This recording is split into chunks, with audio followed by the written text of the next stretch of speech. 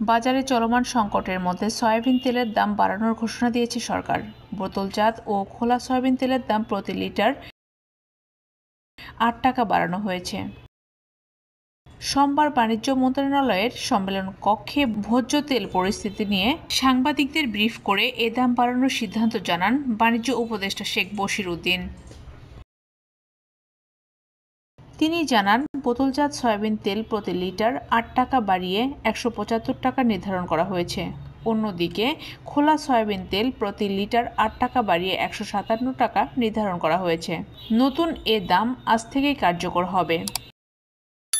উপদেষ্টা আরও জানান, আন্তর্জাতিক বাজারে দাম বৃদ্ধির কারণে সরবরাহ সংকট হয়েছে।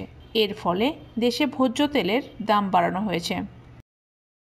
এখন প্রতি লিটার বোতলজাত সয়াবিনের দাম হবে ১৭৫ টাকা, খোলা সয়াবিনের দাম হবে ১৫৭ টাকা। আগে বোতলজাত তেলের দাম ছিল ১৬৭ টাকা ও খোলা তেল ১৪৯ টাকা।